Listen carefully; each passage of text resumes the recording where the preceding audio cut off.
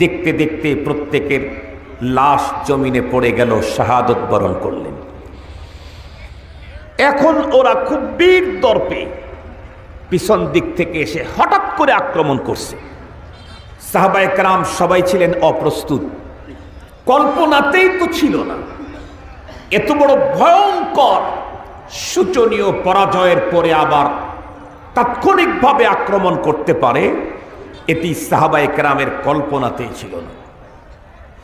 হঠাৎ করে যখন সাহাবায়ে কেরাম তো গনিমতের মাল চয়নে ব্যস্ত, হঠাৎ অপ্রস্তুত অবস্থায় আক্রমণ করে যখন মার শুরু করছে, দেখতে দেখতে দেখতে দেখতে অল্প সময়ের মধ্যে সাহাবীদের একটা জামাত, যারা কিছুক্ষণ পূর্বেও গনিমতের মাল চয়ন করতেছিল আনন্দ চিত্তে, এখন তাদের লাশ নিথর দেহ জমিনের ভিতরে পড়ে গেল।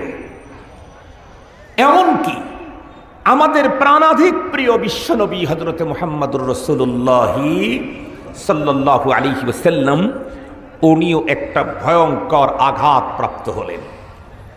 এত জোরে আঘাত লাগলো পয়গম্বরের মুখে, ঠোঁটমোট ছিঁড়ে গেল, দান শহীদ হলো।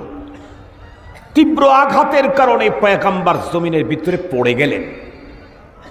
আল্লাহ পাক তার হাবিবকে হেফাজতের জন্য তার হাবিবকে যেখানে ফেলে দিলেন সে ছিল একটু নিচু জায়গা, এটা নবীজির জন্য অনেকটা নিরাপদ।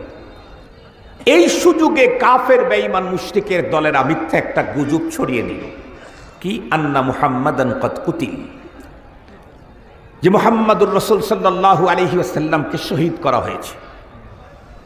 এই শব্দটা সাহাবীদের কানে ঢুকতেই অনেক সাহাবী, যারা নবীজিকে, সবাই তো নবীজিকে অনেক মোহাব্বত করতেন প্রাণের চাইতে বেশি, যখন শুনছেন নবীজি নাই, অনেকের হাত থেকে অস্ত্র পড়ে গেছে, বুঝেনি নাই। অনেকেই অস্ত্র দিয়ে কি করব, স্বাভাবিকতা হারিয়ে ফেললেন। এটি তো হইতেই পারে, কারণ আল্লাহ পাকের রসুল তার যেই সাহাবীর সম্পর্কে আসাদ শব্দ ব্যবহার করেছেন, সবচাইতে কঠোর সঙ্গে দিলের মানুষ সাইয়েদনা ফারুক আজম রাদিয়াল্লাহু আনহু। নবীজি কি বলেছেন? আরহামু উম্মতি বি উম্মতি আবু বকর ওয়া আশাদ্দুহুম ফি আমরিল্লাহি উমর। হযরত ওমরের মতো সঙ্গে দিলের মানুষ বিশ্বনবীজি দুনিয়া থেকে চলে গেছেন, এ খবর তার কানে ঢুকতে উনি স্বাভাবিকতা হারিয়ে ফেললেন। উনি কি বললেন?